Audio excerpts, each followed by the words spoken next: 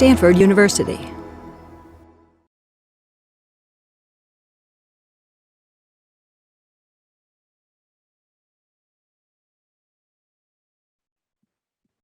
Welcome.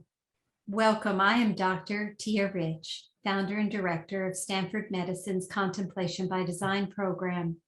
It is a joy to be with you, and thank you for creating the community that comes together for Contemplation by Design.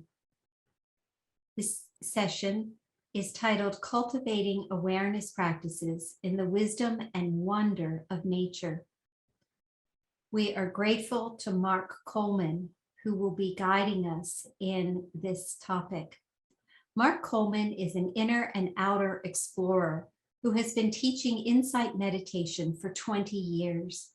He is author of Awake in the Wild, From Suffering to Peace, and Make Peace with Your Mind. He leads nature-based meditation retreats and mindfulness teacher trainings in the United States and Europe. We warmly welcome you, Mark. Thank you for being with us. Thank you, Tia, and thank you, everybody, for being here on this lovely autumnal evening. I can hear the trick-or-treaters and the Halloween revelers out in the streets as I'm here listening, sitting in my office here at home. So I'm wanting to share something about the integration of contemplative practice in the outdoors. And it's something that I've been exploring really from most of my life. And I'll share a little about that as I share some of my reflections about the relationship between contemplative practice and engagement and immersion in nature. But before I do that, I just want to take a moment to reflect on our journey.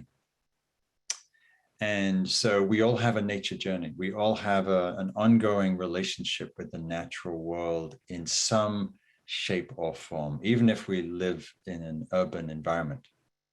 And we've all had moments or experiences where we've been touched by nature and also perhaps touched by contemplative practice.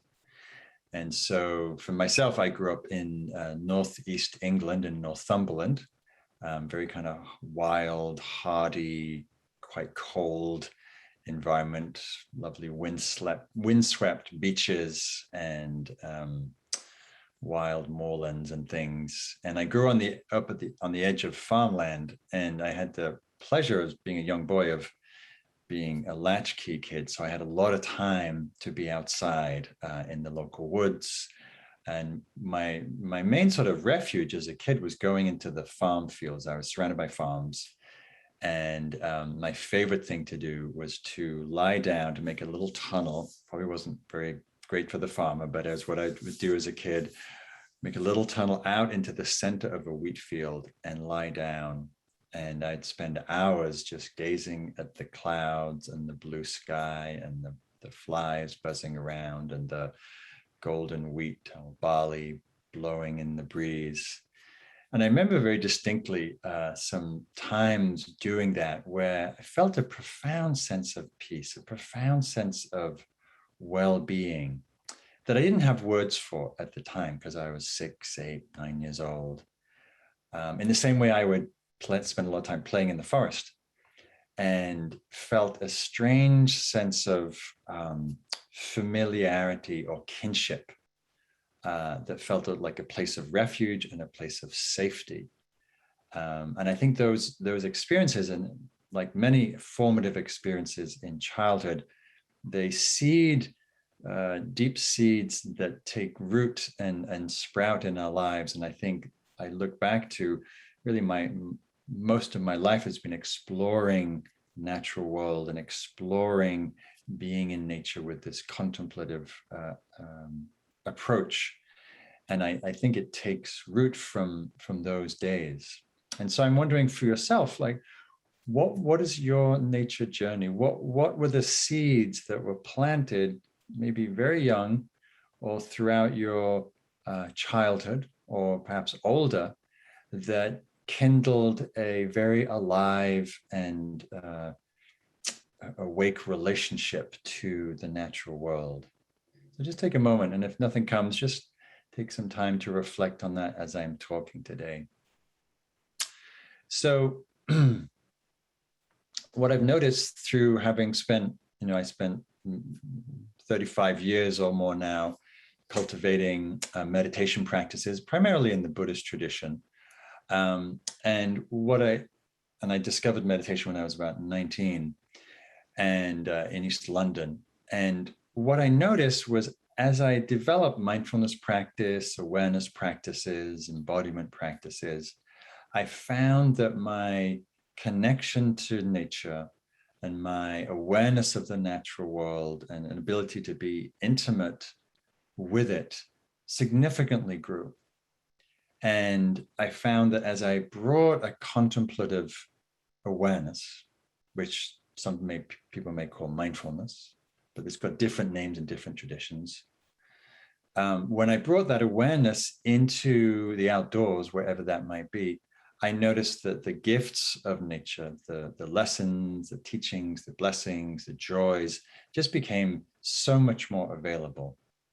There's a beautiful line by the poet Kabir. He says, when the eyes and the ears are awake, when the eyes and the ears are awake, even the leaves on the trees read like pages from the scriptures. Even the leaves on the trees read like pages from the scriptures. So when we're awake, when we're paying attention, nature is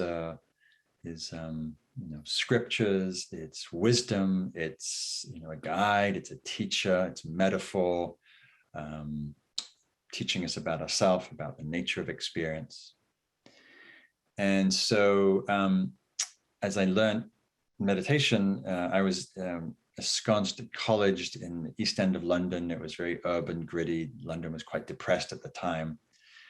And yet I felt this sort of burgeoning sort of wakefulness happening. And so I began to notice both the natural world around me growing with great resilience, the grasses in the sidewalks and the birds that managed to survive in the urban gardens. And I would seek out parks like Hampstead Heath, any sort of sense of wildness. And noticed even just that in my garden in London or in the parks, that again, I was able to access a certain presence through the bringing of that contemplative attention, and how the marrying of those two were incredibly nourishing, particularly living in an urban, stressful environment. So again, a question for you, for those of you who have some kind of spiritual practice, contemplative practice, meditation practice, mindfulness practice, whatever you may do to cultivate presence, awareness, attention. How has that changed your relationship to the natural world? And of course, that may have changed over time. So a significant shift in my life is I came to the United States in the early 90s and very quickly fell in love with the wilderness. So as much as I love the countryside in England, it's very beautiful, but it's very cultivated. It actually has one of the smallest percentages of wild land left in Europe. Very overdeveloped and quite dense population. And so when I came to the States and I got a camper van and spent a lot of time outdoors in the mountains and the deserts and the plains on the coasts, very, very quickly fell in love with the wild places and started to spend a lot more time outdoors, walking, backpacking, camping, and very soon after that began to take my meditation practice, my contemplative practice, my mindfulness practice, and both my meditations, but also retreats outside in the mountains, often in the Sierras, because I base camped here in the Bay Area. So I spent a lot of time in the Sierras, but also in the Rockies and also in the deserts of the Southwest. And again, very quickly discovered that and by this time I'd been doing a lot of meditation retreats in Asia and Europe and the US. And very quickly discovered that when I spent sort of significant periods of time outside with this contemplative attention, that many of the gifts and the fruits and the teachings and the wisdom and the insights that come from the contemplative wisdom traditions, in my case, Buddhism, but many other traditions, could be Taoism, Hinduism, etc., that I found that those wisdom teachings were so much more available and accessible and actually just natural. Like it didn't take a lot of work to understand some of those very profound principles that are found across spiritual traditions. And I'll talk a little more about that later. So after some years of exploring that, and I began teaching meditation, and a few years after starting to teach meditation, I began to invite people into the kinds of meditation retreats that I was doing myself.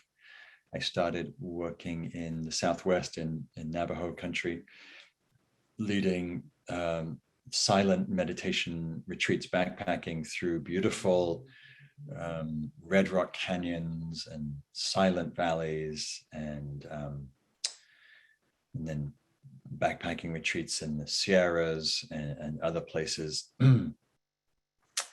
And at some point I was approached to write a book about that work, because it was quite new and quite innovative.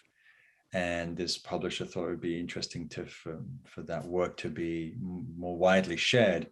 And so I ended up writing my first book, Awake in the Wild, Mindfulness in Nature as a Path of Self-Discovery, as a way to try and articulate this body of work, these various kinds of contemplative practices, and how to bring that contemplative relationship to the outdoors. And so that process, the book came out. And then since then, I've been leading, this is probably the last 16, 17 years, leading various kinds of what I call Awake in the Wild retreats, meditation and nature retreats, mindfulness-based, in the mountains, in the desert, sometimes incorporating backpacking or kayaking or rafting, and very profound ways to be alone together, so with a group, but in silence, in a wilderness place, and letting the wilderness really be the teacher. I see myself as the facilitator that's helping people work with their own minds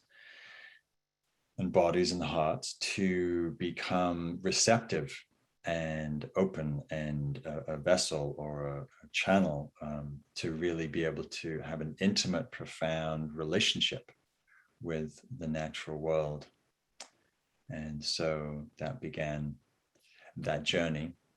And as new as that was to me and people around me, of course, this is not something new. People have been going into nature or living in nature for thousands of years, tens of thousands of years, and indigenous cultures know this in the very fabric of their being and their culture, that sometimes there's no word for nature in indigenous cultures. It's the sea in which they swim. And so and similarly in the Buddhist tradition, and many other wisdom traditions, Taoism, and the Hindu tradition, that all these traditions practiced, people meditated, like the Buddha, born in a forest, meditated in the forest, taught in the forest, died in the forest. These wisdom traditions, these universal religions, and have grown up in nature. And I can't help thinking that as people had a closer relationship to the natural world centuries or millennia ago, that they were deeply informed by the natural world around them, and that influenced their teaching, their understanding.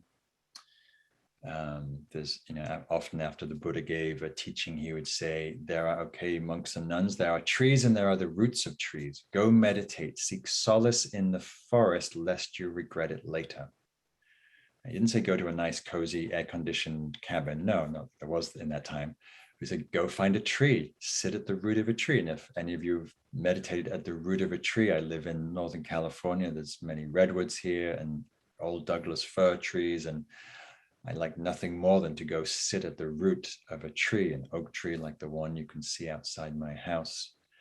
But you can see this littered throughout, certainly Buddhist tradition and many other traditions where people, seekers, meditators, mystics have gone to the Himalayas, to the mountains, to caves, or in Thailand to the forest, the tradition, the Thai forest tradition, or in China to the, mountain temples and hermits, and have gone to these sacred, beautiful nature places, or in Japan, creating these beautiful forests, monasteries in the forest and the mountains. And many key figures, certainly in the Buddhist tradition and in others, whether it's in Tibet or in China or in Japan and others, have gone to the woods, gone to the mountains to seek solace, to seek wisdom, to seek clarity.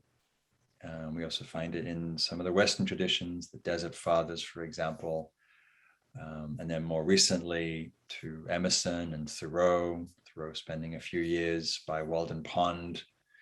And I love his reflections on that time where he said, I came to the woods to live deliberately, to front only the essential facts of life, to see what they had to teach and discover not when it came to die that I had not truly lived.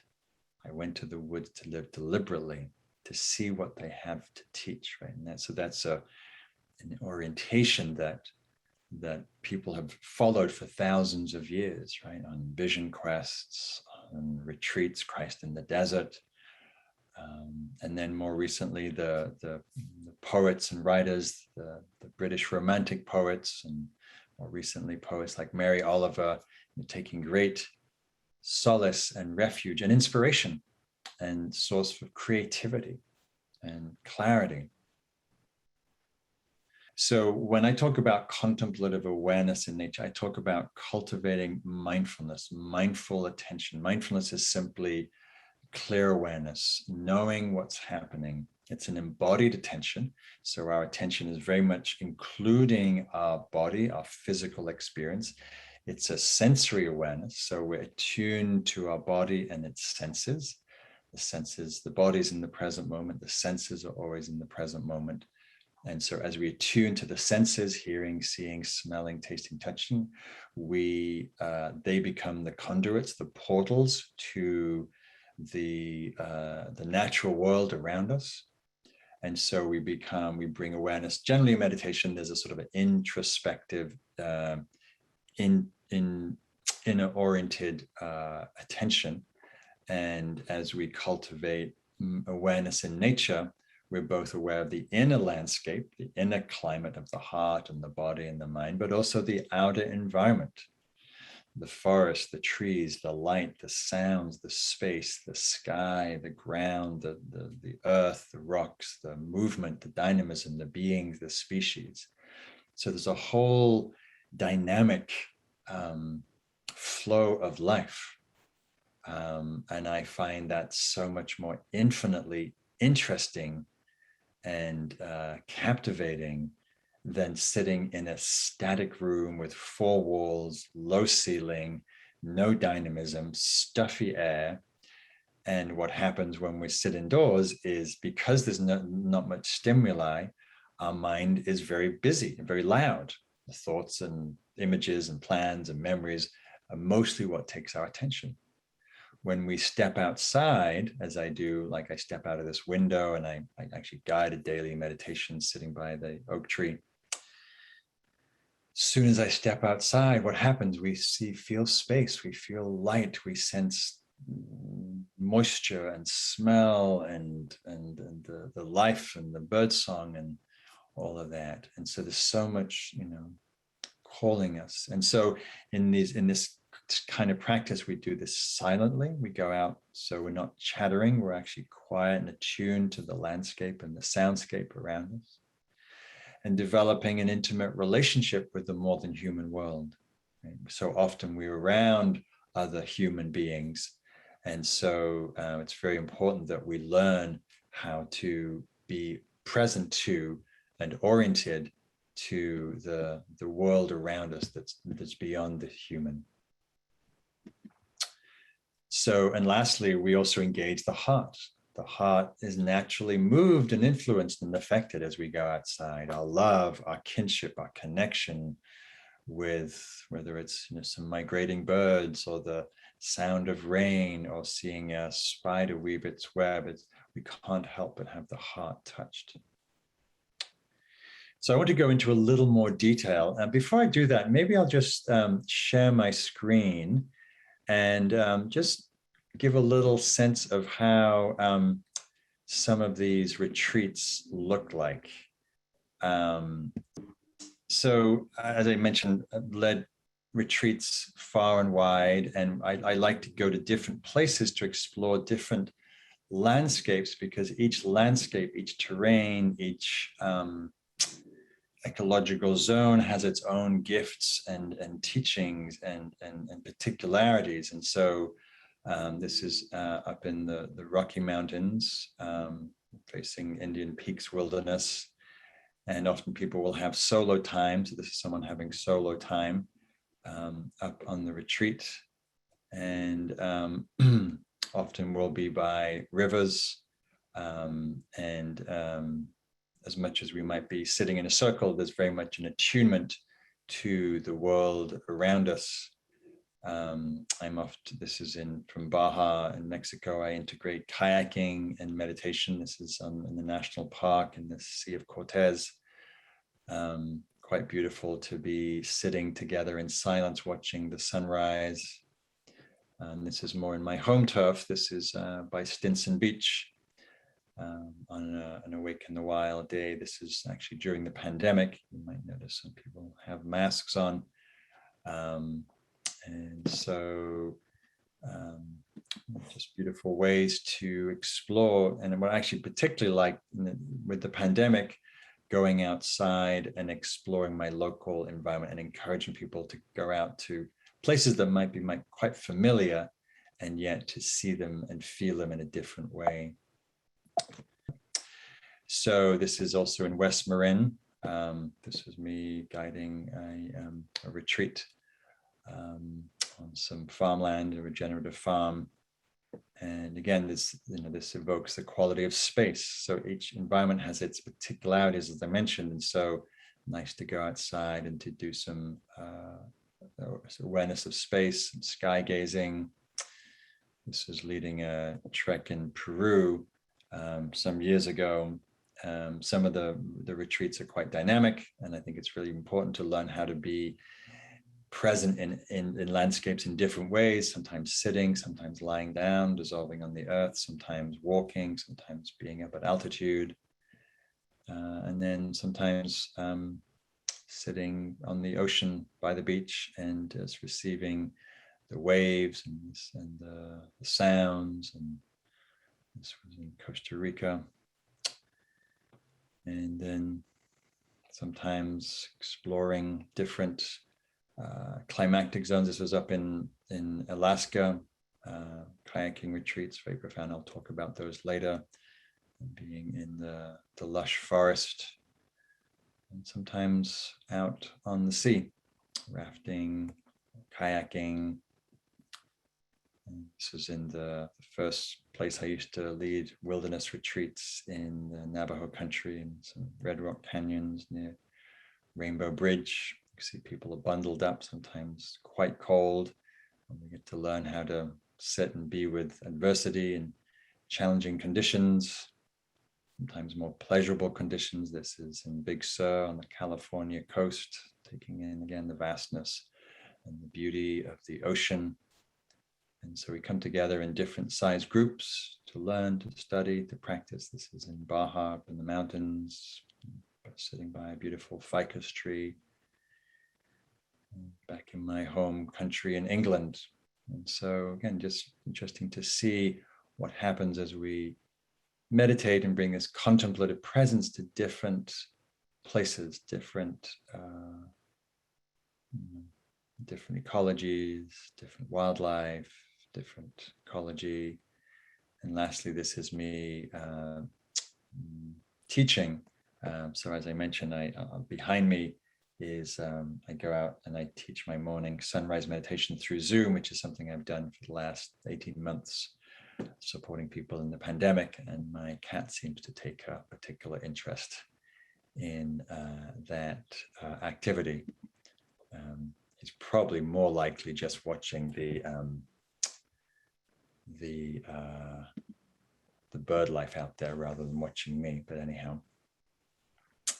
So they just wanted to give you a little flavor. Sometimes people wonder, well, what is it like to do these retreats? And so we come together. And what I love about being outside in this contemplative way, it means you can be out with a group because there's silence, then everybody's having their individual experience, but we're both alone, but we're together. So how does nature support our contemplative practice? And, first and foremost, and perhaps most obviously, when we step outside, we're as I may mention, we're becoming an indoor species. I think we spend 95% of our time on average indoors. We spend often 10 to 12 hours looking at a screen. So just getting outside, getting away from our screens and coming into a three-dimensional world, just that is powerful in and of itself, and an antidote to some of the addiction and compulsive behavior around screens, and also just taking us into the more than human world. But in terms of how being outside supports our attention, mindfulness is the cultivation of attention, being present. And when we go outside, contrary to how often we may experience our contemplative practice, which might often feel like a struggle or effort or difficult or challenging, partly because we have such busy minds and habits of distraction, it's often much easier to come into the present because nature allures our attention with its beauty, with its diversity and complexity, with the plethora of sensory stimuli. I remember leading a retreat in Alaska, Southeast Alaska, and we were doing a walking meditation on the beach. And like any contemplative practice, sometimes it's interesting and sometimes it's not, and sometimes it's hard, sometimes it's boring. And I have no idea what was going on for this group I was leading, but I was at the back, we were walking in the line, and then suddenly there was a humpback whale surfaced and blew long exhale, maybe about 50 feet from the shore, quite close. And it was beautiful to watch the whole group turn in unison and then just spend some time watching and listening and being very, very mindful, probably the most mindful they've been, at least during that walking meditation. And just the natural effortlessness and how our attention is drawn into the present by something that alluring, that captivating. Sometimes our attention wakes up in nature because our animal nature wakes up. We're sensory beings. Our animal nature gets more enlivened. And we sometimes wake up because we feel more a threat. Also being up in those retreats up in Alaska, very much aware of brown bear, of grizzly. And when I'm walking through the forest and I'm aware that I'm not the apex predator there, that it brings a sense of alertness and presence, and sometimes crystal clear alertness to sound, to movement, to smell. And sometimes when you're out doing an activity, swimming, kayaking, as I do on these retreats, again, up in Alaska, having to be very mindful. There's lots of humpback whales surfacing. Sometimes they come quite close to the kayaks, and sometimes within feet. And so nature demands us to pay attention, not to get lost, to be mindful where we're putting our feet. If you're walking in the forest, or you're walking barefoot, or you're walking in the jungle, and you want to be mindful of what you're standing on, walking through long grass, where there might be snakes. So as we go outside, nature draws forth many qualities that are very useful and conducive on the path as we develop meditation awareness. We go outside, we become more receptive. We become more attuned. There's more of an interest, a curiosity, which is a very important contemplative quality. And we have to be able to flow with conditions, because it's very clear nature's, the natural world is immense compared to the minuscule size that we are. And so we have to be adaptive to conditions. And then sometimes when we're outside, there's beautiful beings, animals, birds that are really great metaphors or teachers about the qualities of contemplation. And the particular qualities that I like to notice is when animals, for example, like deer,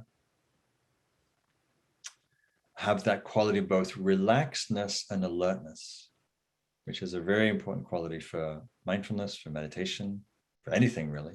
How can we be relaxed in the body, yet alert and present? Not hyper alert and hyper vigilant, because that's exhausting, and not too relaxed that we're not really present. So watching a deer walk through a meadow and it hears a sound and it immediately bristles, ears go up, eyes widen. And then when it realizes it's safe, relaxes, shivers a little, goes back to eating grass. And that's true with many other animals and birds. And so we can, one of the learnings that we get from nature is how it's teaching us through the beings that living in the wild. I think in these times that we live, which is, especially the pandemic, and with all the unrest and the division and conflict and the negativity that's so prevalent, both in our media and culture in general, we often have very activated, agitated, triggered nervous systems. And one of the great supports that nature brings, and particularly true in the pandemic, as people, I think, rediscovered the beauty and the power of the natural world around them, was that how much being outside can bring a sense of calm or stillness or peace. Right? And many of us are wanting, craving peace, yet doing the very things, keeping busy, going online, thinking too much, worrying, planning, that undermine that. And so sometimes just simply, and I'll give this advice to students, go for a walk outside, go for a walk in the woods, go down to the park, go down to just listen to a stream, or by the ocean if you live by the ocean, and see and let the natural world, like that tree outside, the oak tree, is not stressing, as far as I can tell, although it does get stressed in the drought. It's just being itself, peaceful. There's a beautiful poem from poet Wendell Berry, farmer, poet, activist, and it's called The Peace of Wild Things. And he says, when despair grows in me, as it can do in all of us, and I wake in the night at the least sound, in fear of what my life and my children's lives may become, I go outside and lie down where the wood drake rests his quiet beauty on the water, and where the great heron feeds. I come into the presence of wild things who do not tax their lives with forethought of grief. I come into the presence of day-blind stars waiting with their light, and for a time I rest in the grace of the world and am free. And I love this poem partly because it points to the calm that we so often experience outside, which is, as I said, beautiful support for contemplation. And particularly that line, go outside. I come into the presence of wild things who do not tax their lives with forethought of grief. I come into things that are not worrying about the future. That is profoundly nourishing for us. Just as when we go outside And even just stepping out your front door, even if you live downtown in the city, you step outside. Nature is everything. Nature is everywhere. We are nature. When I talk about nature, I don't want to make it an other, because we are of nature, our nature. But sometimes language is dualistic and lends itself to that feeling. But I'm really talking about the nature that is everything, including the houses and the screens that we're looking at. But when we step outside, even if we're downtown or in an urban area, we access a sense of space, a sense of perspective, a sense of openness. We look at the sky, even if it's between skyscrapers, and that we immediately sense the small self feels a little more spacious. We get out of ourselves sometimes, and if we have the good fortune to have a view or some vista, some space, we can also feel a sense of space. Just as when we look up at the night sky, we can attune to vastness, to spaciousness, which is so different than looking at these things that are not space inducing. They're myopic inducing and constricting and self-inducing. Another thing that we can taste when we go outside is we can, at times, especially if you're far from the maddening crowd, far from city life, we can feel it, but we can also feel it in the city too, or in the suburbs. At times go outside early in the morning, late at night, we tap into the silence. Such a rare quality these days, a diminishing resource, an endangered species, you could say.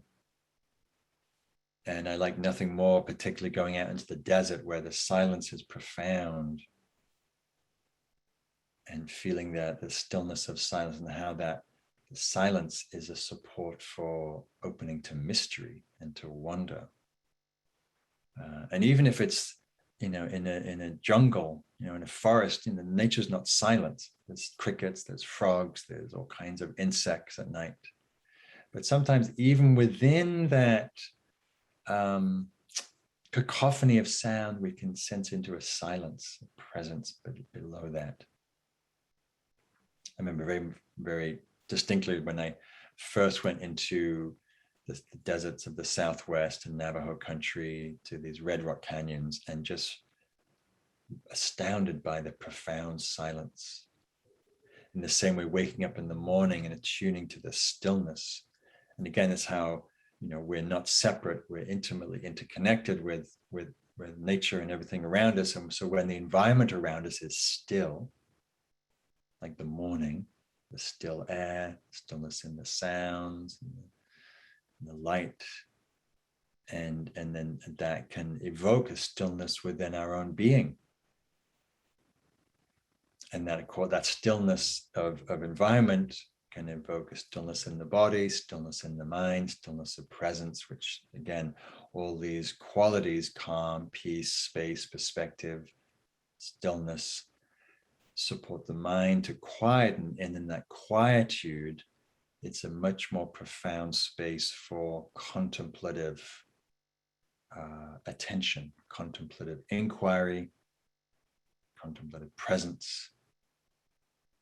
And then another very important and powerful thing that happens when we go outside is, so often when we're in nature, we're touched by joy, by things that bring delight, beauty, and things that make our heart glad and our spirit soar. We see a red-tailed hawk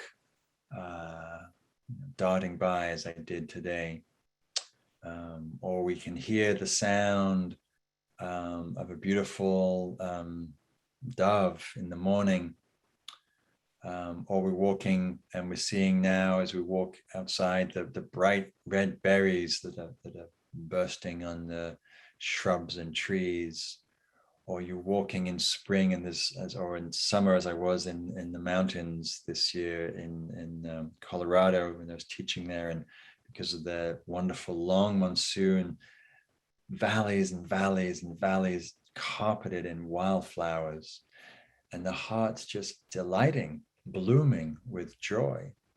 And again, going back to something I said earlier about how often in this current climate where our spirit feels often stressed or oppressed or challenged, it's so important for us to also see beauty and to feel joy and delight.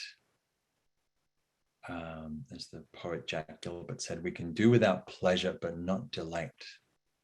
It's a wonderful poem from one of my favorite nature poets, Mary Oliver, in a poem called Mindful. She says, every day, and this is what happens when you bring a contemplative attention to nature. She says, every day I see or hear something that more or less kills me with delight, that leaves me like a needle in the haystack of light. It is what I was born for, to look, to listen, to lose myself inside this soft world. So we can do the same, stepping outside. As she said in another poem, Instructions for Life, I think it's called Instructions for Living. 3 things: pay attention, be astonished, tell about it.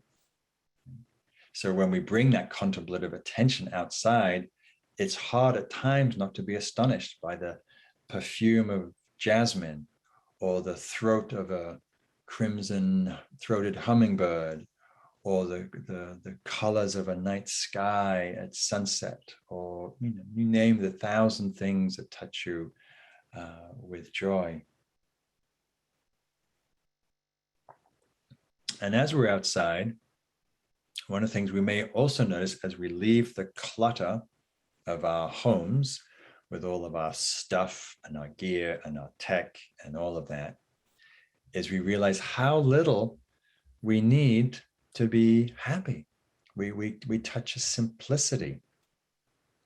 Like when we go camping, we realize we need very little. We need shelter, warmth, food, water, fire, pretty basic, some waterproofs, a bed, something to sleep in. And so again, an important quality nature's teaching us about simplicity. And as we bring this contemplative attention outside, when we slow down enough and become sensitive enough, we start to attune to something deeper than just the external appearances. We can start to attune to the quality of a landscape, to the energetic feel of a place, to the quality that's emanating from an ancient redwood, or the presence of a particular stream or a valley, or the power of a mountain. And we start to feel resonant or impacted by those landscapes. And so we start to discover our interconnectedness, where the quality of being or presence or whatever you call it in a stone or a tree or a landscape or an ocean or a pool pond starts to rub off on us. We start to feel the same quality of presence or stillness or power or silence or beingness that these things emanate. But of course, being outside isn't always easy, isn't always pleasant. And again, I think what I appreciate about doing my nature retreats outside is it also is a place to cultivate some equanimity, some steadiness. Often I'll be going out and I'll be leading trips, and many of my meditation retreats, actually in the meditation, we've been snowed on, we've been rained on, we've been hailed on, attacked by a lot of bugs, heat waves, droughts. And so we get to practice with adversity. We get to work with, how do I stay present when conditions are not supportive? Or get to work with fear. Maybe when I first came to the States and I was camping out alone in the mountains of New Mexico, and I know that there was bear and mountain lion and coyote and lynx and just a lot of creatures I hadn't been around before in England, where there's no no predators per se like that. And having to work with fear and work with how to find ease in the midst of that, of the unknown. Or sometimes we go outside, and this is very common these days when we experience what Australian psychologist, eco-psychologist called solastalgia, where we feel not just our love of the natural, but also we feel grief and we feel sad because of what's happening, because of the climate crisis, because of the ecological crisis, and many other reasons why being outside can also be challenging. But it means when we bring a contemplative, mindful attitude to that, then we can take all of that as grounds, as grist for our practice, for learning. So as I mentioned earlier in the line of Kabir, one of the, I think the main thrusts for me in terms of my own practice and leading people outside is how, when we bring a contemplative relationship to the natural world, it's also a source of wisdom. Let's say that nature is the perennial teacher, the first teacher, and she is teaching us in every moment. One of the main things, the most sort of universal things we experience when we go outside is we realize the changing nature, the dynamism, the impermanent, fluid, flux, ephemeral, transient nature of everything. And the top of Mount Everest is marine sandstone. The seasons, the light, the days, the waxing, waning moon, the seeing water flood down the stream, the wild storms we just had here in California. Everything is changing. Everything is dynamic. Everything is interconnected because of that changing nature. And it's teaching us to see that the nature of all life, including ourselves. We are changing. We are growing, flourishing, aging, dying, teaching us to let go, to not hold on so much. And then part of that, seeing the changing nature of things, we also confront the reality of death. Nature teaches us a lot about death. I remember being up in Alaska on retreat, and the height of the pink salmon run, where tens of millions of salmon are leaping through the ocean, coming back up the streams, estuaries, rivers to their spawning grounds. And I remember thinking it was this huge, monumental movement of death and life, of procreation and death, that 55 million pink salmon coming to procreate and die. Just profound movement. And of course, how that movement of procreation, really a march towards their own death, was also feeding this huge, incredible ecosystem. The bald eagle, young were hatching, and the bears are coming down from the mountains, and just this incredible, mysterious flow of life and death. Or we're walking through the forest, as I do a lot, and we come across an ancient tree that's no longer in leaf, that's died, or we come across a trunk in the forest that's laying on the ground, that's barely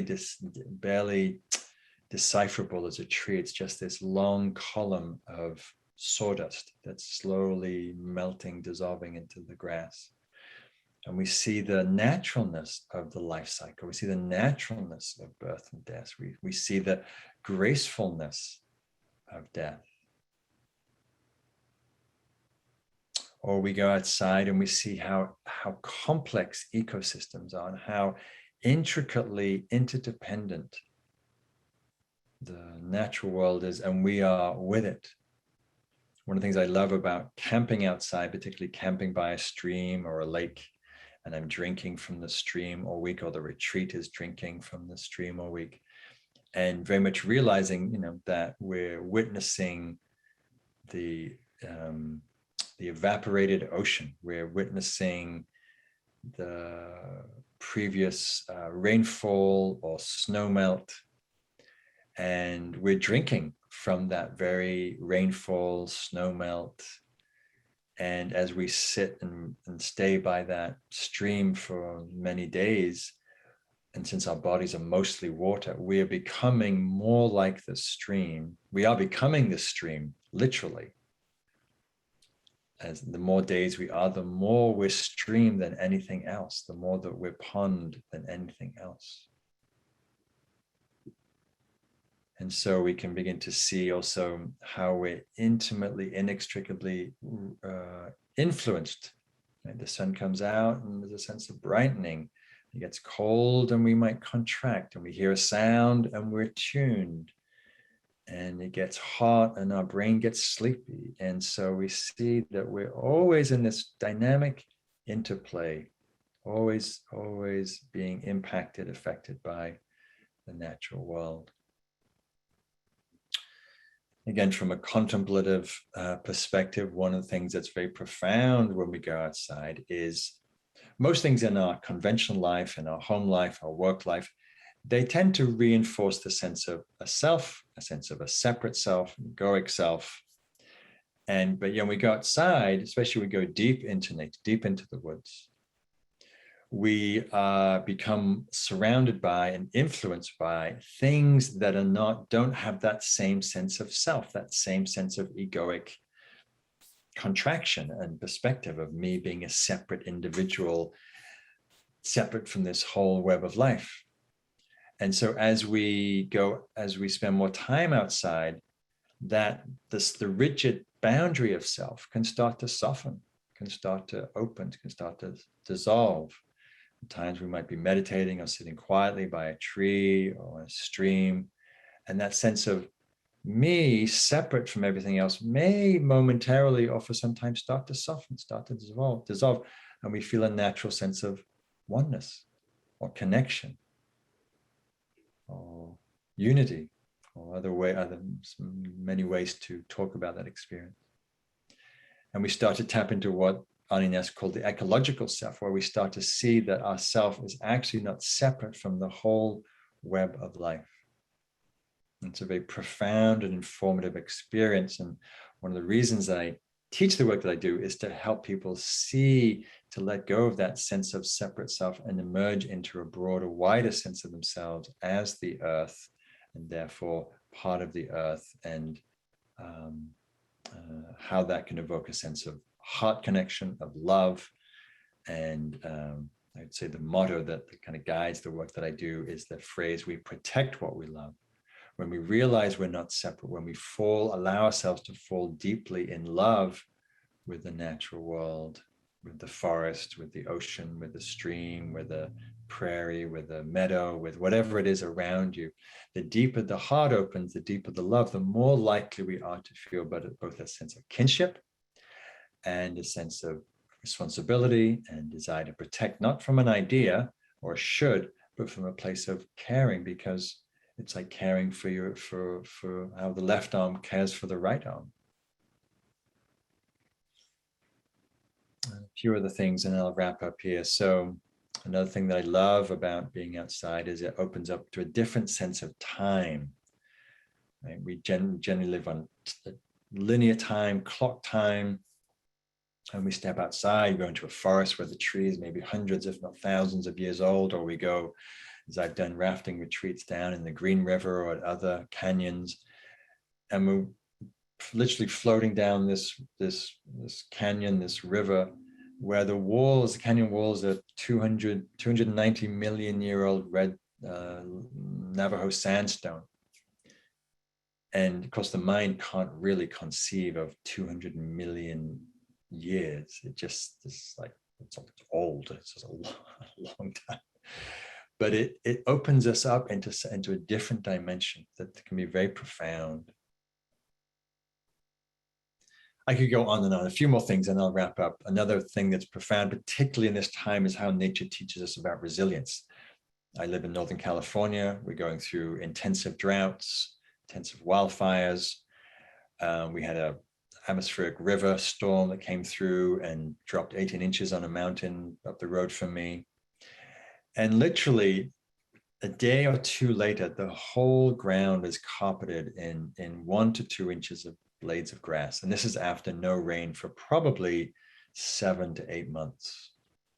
And just profound how resilient the earth is, how badly we've treated it as human beings, and yet how profoundly it grows, restores, nourishes if given the chance. I remember walking down, I teach at Esalen and the Big Sur coast, and they have frequent forest fires, and one particular fire came down a canyon, down this beautiful redwood grove.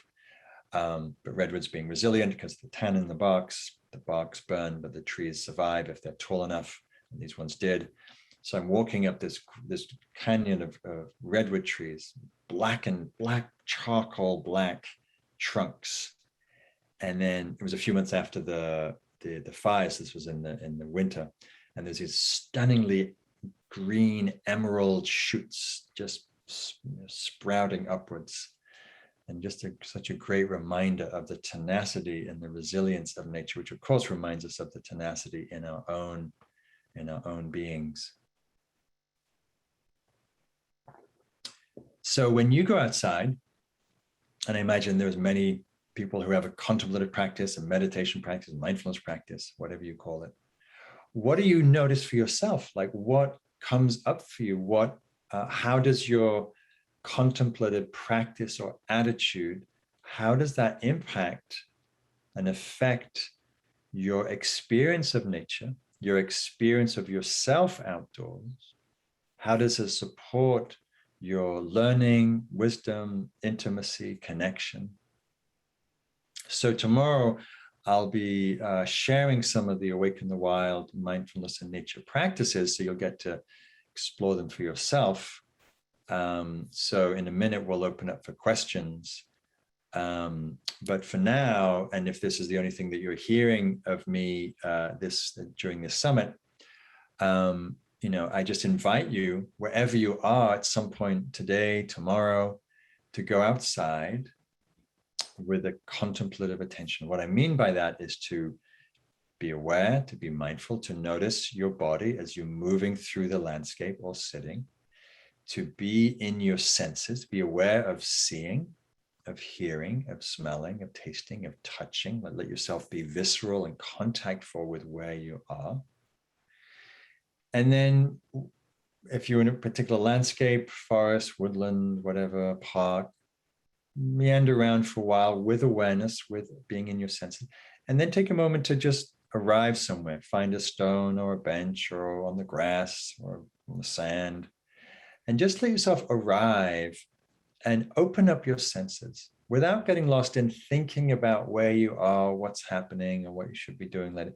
Just being in your senses, being in your awareness. Notice what's alluring your attention. Notice what's calling you into the present.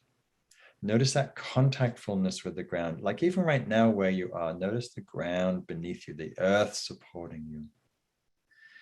And then notice your breath. And when we breathe outside, we breathe with an awareness that we're breathing with all breathing beings. We're breathing the same air that every single person, every other breathing species is breathing.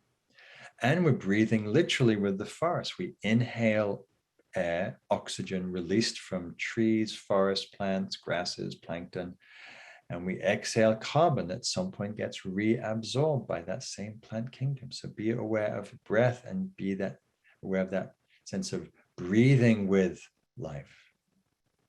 And then open up your awareness to sounds. Sounds for me are this beautiful doorway to receiving. When we listen, it cultivates that receptive awareness. And so listen to the sounds, the silence, the symphony of sounds. And then after that, sit there for a while and then meander around. Meandering, just letting your body do the walking, see where you're called, and attune to beauty, attune to what brings joy and delight, attune to what delights the heart, the body, and the mind. And let that just be a simple exploration of one way to be in nature with this contemplative, mindful attitude. So thank you for your attention, for listening to that. And I'd be delighted to know if there are questions or comments or observations. Love to have a discussion. I believe Tia is going to be moderating that. So hi, Tia. Thank you so much, Mark, for a rich and nourishing description of the experiences that you facilitate for others and that you beautifully recreate through language. I feel I've seen so many vistas, not only through your photos, but through your beautiful descriptions. You're a poet in your own right. I'd like to share some of the questions. The first one is, I really love nature, but I feel so self-conscious to meditate outside. I feel like people are staring at me in a weird way because it is unfortunately not the norm to sit still in stillness and just be. I'm aware that maybe not everyone is judging me, but my focus is so taken away from the present moment due to this anxiety. What is a way to think about this anxiety in order to overcome it? Yeah, great question. And I think it's probably very common for many people to feel self-conscious. So ideally, you're perhaps able to be somewhere where there aren't people. That would be one solution. Go out early in the morning, or go, there's places, you can usually find ways to get away from people. The other is to not have your eyes closed. I don't know if your eyes are closed, but many people sit on park benches or sit on a blanket on the grass in the park or at the beach, and I don't think anybody gives them the time of day, because there's someone just sitting on the beach, sitting on a bench. And so there are ways. So the more it's true, the more that you cannot look conspicuous, then the better, because then people just ignore you as just another human being doing their thing. And so having the eyes open or having the eyes down, you could even have a book on your lap or something, so it looks like you're reading and maybe thinking, and whatever helps you not feel so self-conscious. Mm-hmm. And then, of course, sometimes you just will feel self-conscious no matter what you do, where you are. And you just include that as part of the experience. So you notice, someone walks by and you notice that you're wondering what they're thinking about you, and you notice that sort of maybe that contraction. And then as they walk away, shift your attention away from the self-consciousness to ask yourself, what's happening now? Oh, well, I'm self-conscious, but I'm also noticing the sound of the waves, or I'm noticing the warm sunlight on my skin, or I'm noticing the grass underneath that I'm sitting on is moist, or I'm noticing sense of spaciousness, even though I'm feeling self-conscious. So you notice the self-conscious and know that you have freedom with awareness to shift your attention to anything that you like. And so keep shifting that attention from the self-consciousness to what else is happening in your environment. And the less you can make a problem of the self-consciousness, the more it's just one more thing to notice as part of the broader landscape that you're in. Thank you for that very helpful response to the question. Our next question is that you shared many beautiful quotations, and they express the truths recorded in language across cultures through writing and through poetry. Do you invite the participants in your retreats to write their experience? Yeah, that's a good question. So generally, well, I'm a lover of poetry, as you can hear, and so I definitely invite people to journal about their experience, because sometimes writing helps us articulate and deepen our understanding of an experience. And definitely, I encourage haiku, particularly the short, 575. Form of poetry, but any kind of poetry. And people will often share beautiful, beautiful poetry. And I like to write poetry when I'm outside. It's my main source of when I write is outside. So yes, so I definitely invite that. I don't encourage it. I mean, it's, if some people, that's their medium, some it's not. But I think it is a beautiful way to express both how the experience is impacting us, and also a way to give voice and a deeper, richer understanding. And sometimes it's a celebration. It's a beautiful thing. Thank you. You also, in your quotes, included the Wendell Berry quote of "We protect what we love." And the question that came in your retreat formats, do you include or do you delineate retreats that may have a session of the time where there is some caretaking or service to the land? Yeah. Again, a great question. And so I'll answer it broadly and then specifically. So broadly, having been doing this for 20 years and watched over the years as the climate crisis and the ecological crisis has deepened and become more in our faces, particularly when we're dealing with fires and storms and species loss and whatnot. So I'm definitely teaching about that and pointing to that much more explicitly, especially towards the end of the retreat. The beginning of the retreat, I like to ground people in their bodies, in their senses, in mindfulness, and in particular, just connecting with and enjoying the landscape that they're in. And as that's deepened, then I like to bring in the broader ecological picture and the climate crisis and have people include that. And of course, these days, it's pretty much on everybody's minds, and partly because we can see it in the forest or in the temperature or in the drought.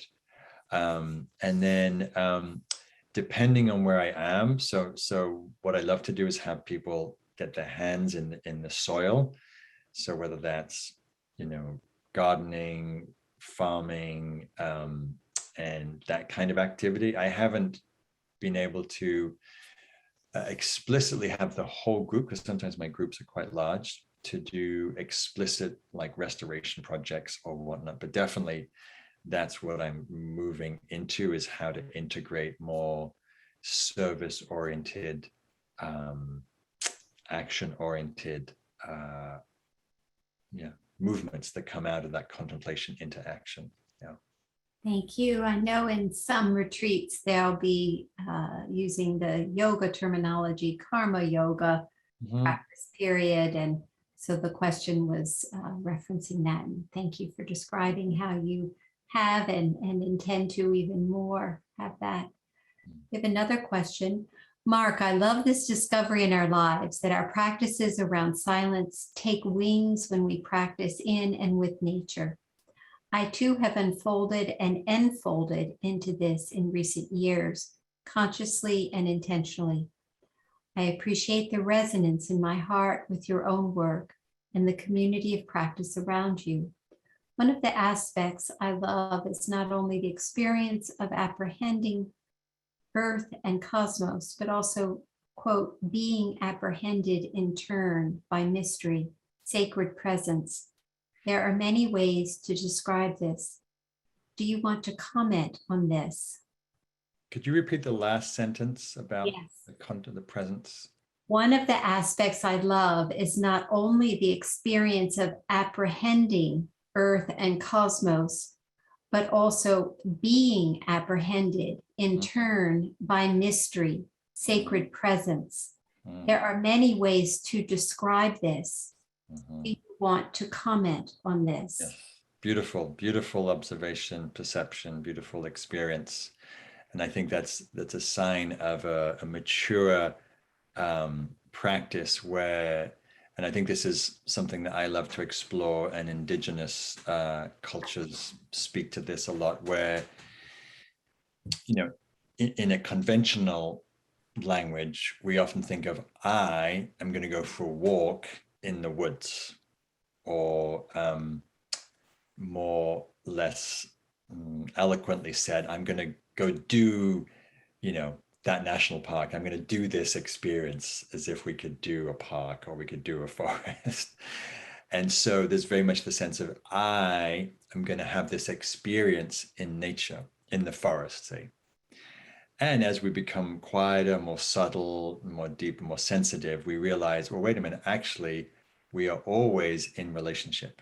We are always in this reciprocal dance. And as I am walking through the forest, I become the forest walking through itself, aware of itself. And as I'm walking through the forest, aware of itself, the forest is aware of me.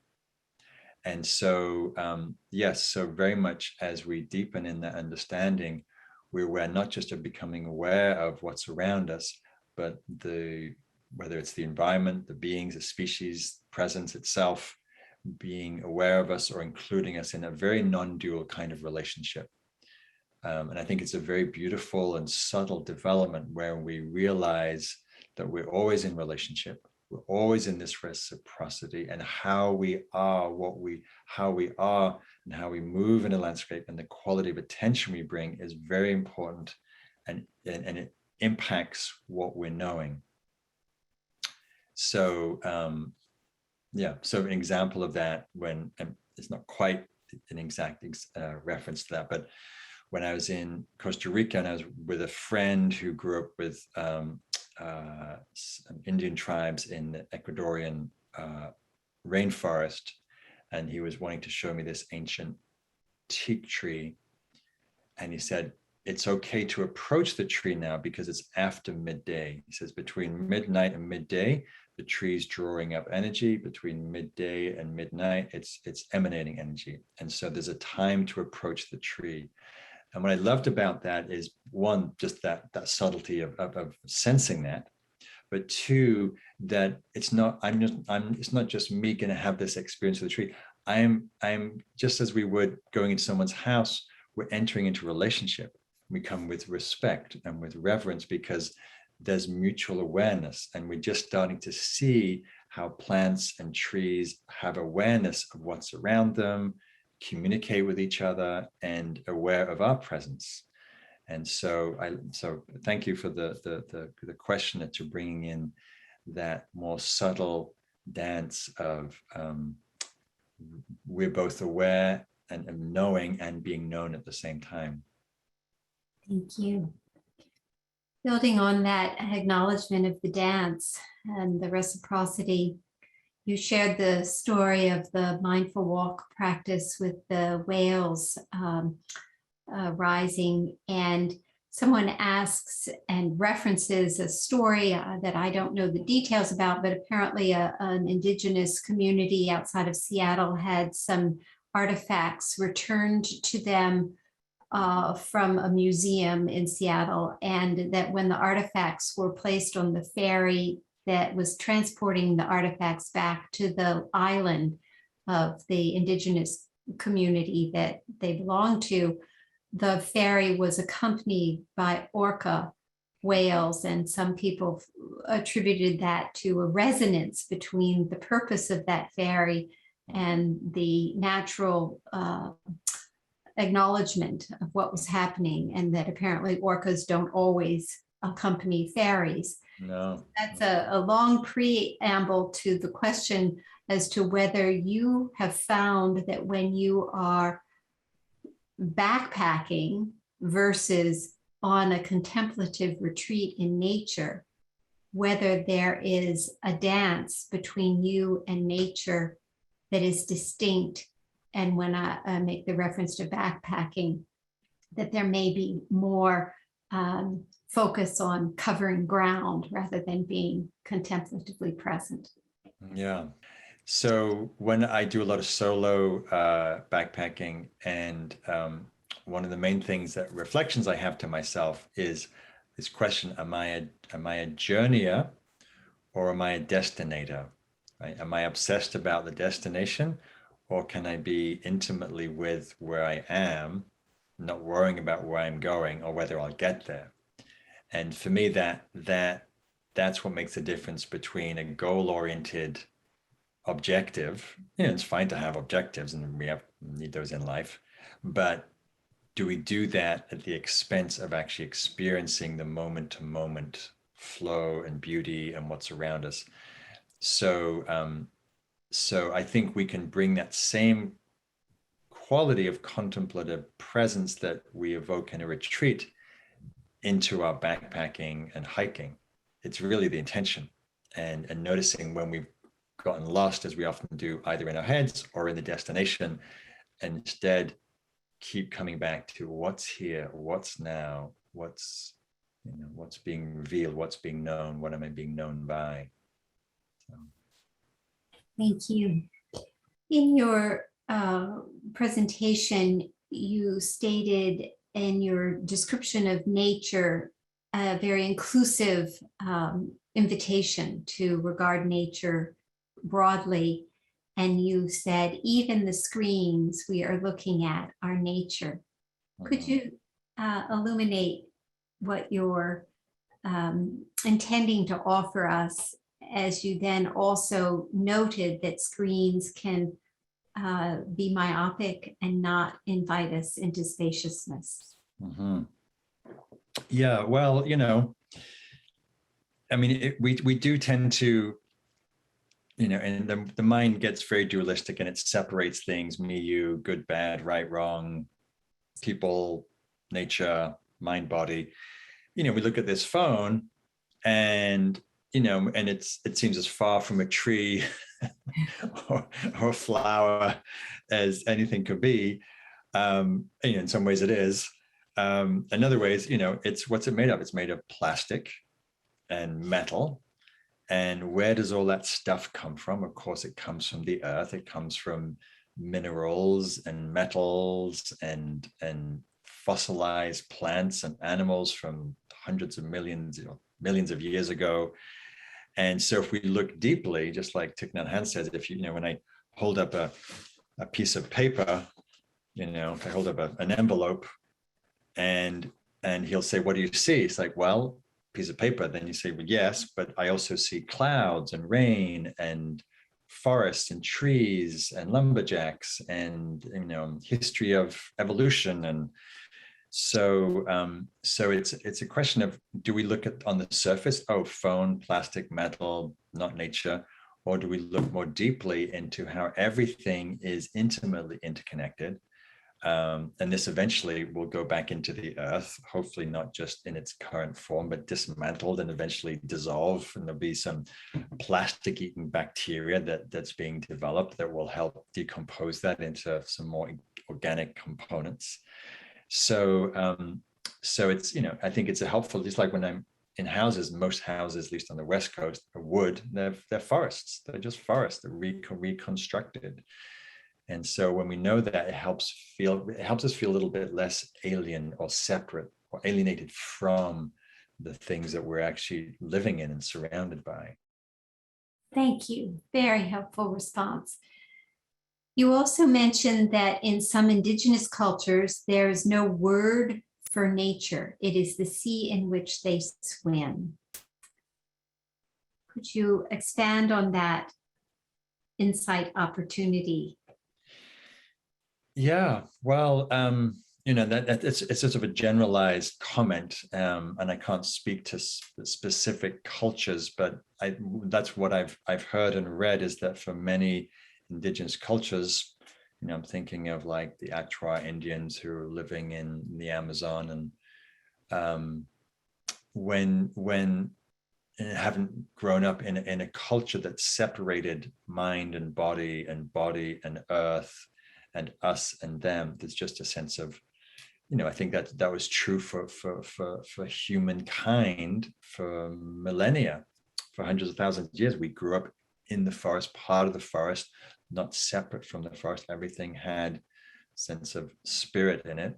And then sadly, we've become further and further removed, and we're becoming an urban species. And so I think it's helpful for us to remember our heritage and to see what would it be, or to explore and investigate what would it be like to not see nature as other or as out there or as outside, but actually understanding we are nature, we are of nature, from nature, we return to nature. And I think when we spend time outside quietly, contemplatively, we start to feel that resonance that we're not so different. And I think that's very, very potent. Thank you. Someone references the Japanese tradition of, I think it's Shiran-yoku, of forest bathing. Mm-hmm. And if you would speak to that practice relative to the practice that you've been describing. Yeah, so they're very similar practices. the forest bathing is a contemplative nature practice developed in Japan, and now it's it's very well researched and it's spreading a lot around the world. And it's basically bringing that contemplative attention to being in the forest. It's usually done in a 3-hour sort of period, and letting the senses open, letting the mind get out of the way, letting go of agenda, and just being present and impressionable and aware to that environment and the relationship. And it's a beautiful, simple way of doing that. Yeah. Building upon the recognition of the benefits of these practices, are you aware of any insurance plans that will reimburse for a meditation retreat like those that you lead for their health benefits? Not that I know of yet, but I think it's probably coming. There's certainly countries like Scotland, I believe South Korea, maybe Japan, that New Zealand, that doctors are now prescribing nature for mental health issues, for stress issues. So it's not too far the stretch of the imagination to imagine that just as insurance companies might pay for you to do some kind of rehab, we all could do with some nature rehab. So I wouldn't be surprised in less than a few years that there's some way that insurance companies, just as they, like I think certain HMOs and healthcare companies reduce your premium if you're meditating, if you exercise, if you practice mindfulness, I wouldn't be surprised if that influences, if they ask you about how much time do you spend in nature, because it's one of the main ways to reduce stress. Mark, thank you very much for your wonderful presentation, and we look forward to being with you to continue and deepening our experience of all the wisdom and teachings you have to offer. Thank you. Yes, wonderful. Thank you, Tia, and I look forward to seeing some people tomorrow. Thank you.